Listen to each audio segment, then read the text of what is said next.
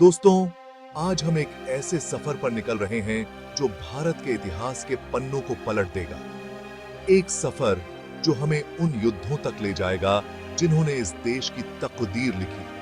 ये सिर्फ लड़ाइयां नहीं थीं, बल्कि सत्ता के परिवर्तन, संस्कृतियों के टकराव और एक नए भारत के जन्म की कहानियां थीं।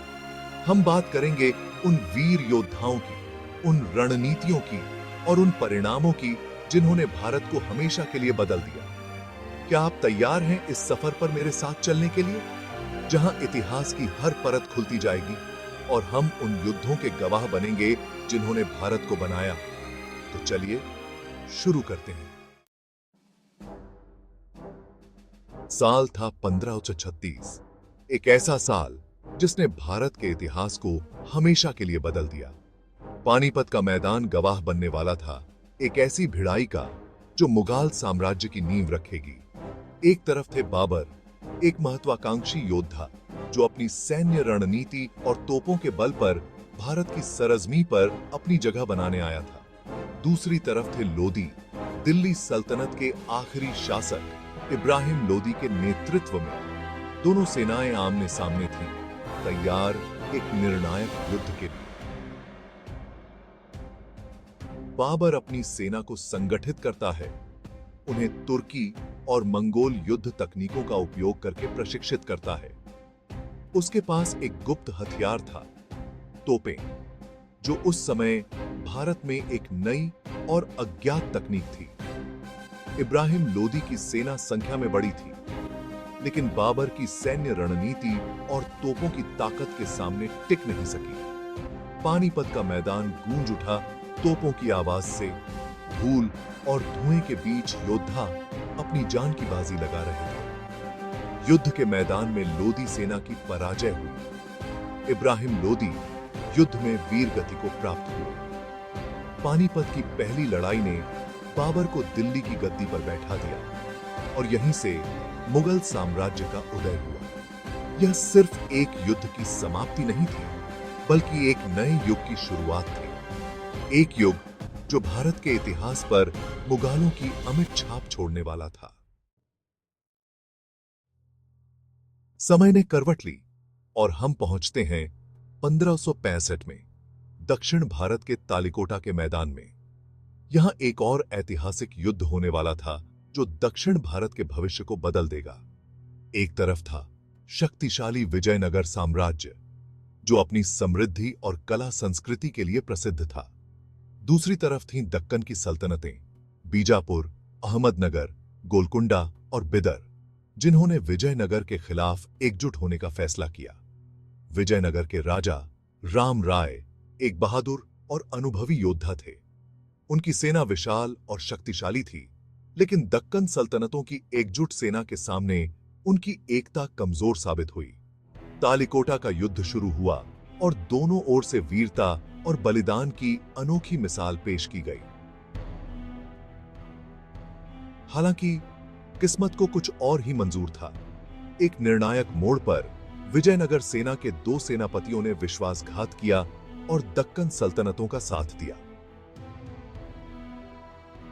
राजा राम राय को बंदी बना लिया गया और युद्ध के मैदान में ही उनकी हत्या कर दी गई। तालिकोटा की लड़ाई विजयनगर साम्राज्य के लिए एक भयानक पराजय थी।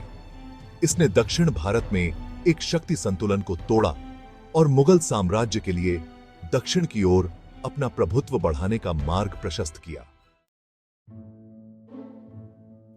चैप्टर 3, टाइटल, प्लासी का निर्णायक मोड़। 1767, ब्रिटिश साम्राज्य का उदय। बॉडी, अब समय आ गया है 1757 का, जब भारत की नियति एक नए मोड़ लेने वाली थी।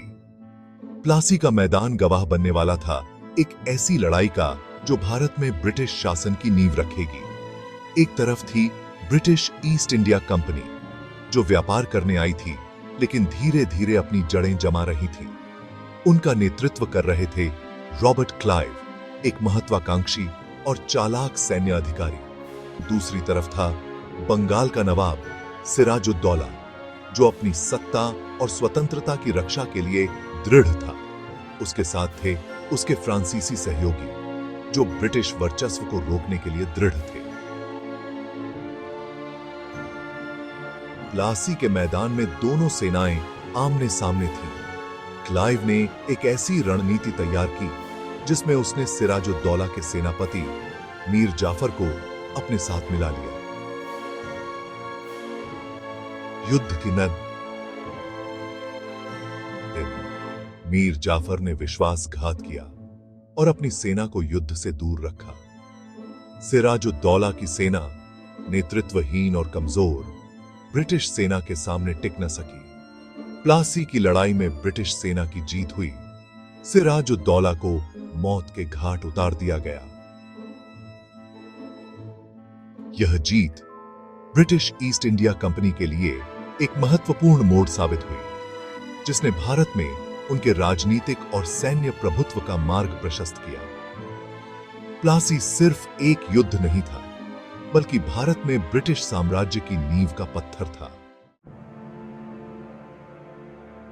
चैप्टर 4, टाइटल हल्दी घाटी का अमर बलिदान 1477, महाराणा प्रताप का शौर्य बॉडी। अब हमारा सफर हमें ले जाता है 1576 में राजस्थान के हल्दी घाटी के मैदान में। यहां एक ऐसी लड़ाई लड़ी गई जो राजपूत वीरता और स्वतंत्रता प्रेम का प्रतीक बन गई। एक तरफ थे मेवाड़ के महाराणा प्रताप, जो मुगल सम्राट अकबर की अधीनता स्वीकार करने से इनकार कर दिया था। दूसरी तरफ थी मुगल सेना, जिसका नेतृत्व कर रहे थे अकबर के सेनापति मान सिंह। हालांकि मुगल सेना संख्या में बहुत बड़ी थी, महाराणा प्रताप और उनकी सेना ने अदम्य साहस और वीरता का परिचय दिया। हल्दी घाटी का युद्ध घंटों तक चला। दोनों ओर से वीरता की गाथाएं लिखी गईं। महाराणा प्रताप अपने प्रिय घोड़े चेतक पर सवार होकर मुगल सेना पर टूट पड़े। उनके साहस के किस्से आज भी सुनाए जाते हैं। हालांकि मुगल सेना जीत हासिल करने में कामयाब रही, लेकिन महाराणा प्रताप कभी हार नहीं माने। वे जंगलों में छिप गए और मुगलों के खिलाफ गुरिल्ला युद्ध जारी रखा। हल्दी घाटी की लड़ाई भले ही मुगलों ने जीती हो, लेकिन महाराणा प्रताप का साहस और स्वतंत्रता का जज्बा अमर हो गया। वे आज भी राजस्थान की वीरता और स्वाभिमान के प्रतीक हैं। ये था चैप्टर 5, टाइटल बक्सर का अंतिम पड़ाव 1747, ईस्ट इंडिया कंपनी का दबदबा।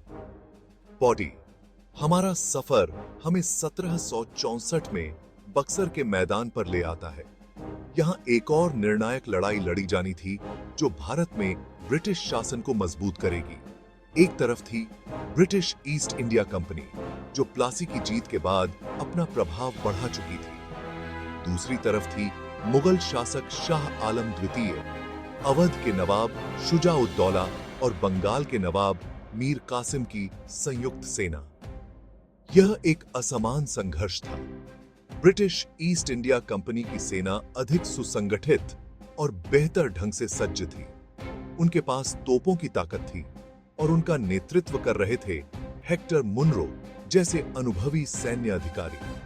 बक्सर का युद्ध शुरू हुआ और दोनों ओर से भीषण युद्ध हुआ। हालांकि ब्रिटिश सेना की ताकत और रणनीति के सामने संयुक्त सेना टिक न सकी। बक्सर की लड़ाई में ब्रिटिश ईस्ट इंडिया कंपनी की एक तरफा जीत हुई। इस जीत ने बंगाल, बिहार और उड़ीसा में कंपनी के प्रभुत्व को मजबूत किया और उन्हें भारत में एक प्रमुख शक्ति के रूप में स्थापित किया। बक्सर की लड़ाई ने भारत में ब्रिटिश साम्राज्य के विस्तार का मार्ग प्रशस्त किया और मुगल साम्राज्य के पतन को और तेज कर दिया। ओथ्रो। टाइटल इतिहास के पन्नों से सीख बॉडी। दोस्तों, हमने भारत के इतिहास के कुछ महत्वपूर्ण युद्धों की यात्रा की। हर युद्ध ने इस देश की नियति को बदला, सत्ता का संतुलन बदला और संस्कृतियों को प्रभावित किया। पानीपत से लेकर बक्सर तक ये युद्ध हमें याद दिलाते हैं कि इतिहास कितना अनप्रेडिक्टेबल हो सकता है। ये हमें वीरता, बलिदान, रणनीति और विश्वासघात की कहानियां सुनाते हैं। आज जब हम अपने देश को आगे बढ़ते हुए देखते हैं, तो इन युद्धों से सीखना जरूरी है कि एकता, सामर्थ्य और रणनीति कितनी महत्वपूर्ण है। हमें अपने इतिहास से सीखना होगा ताकि हम एक बेहतर भविष्य का निर्माण कर सकें।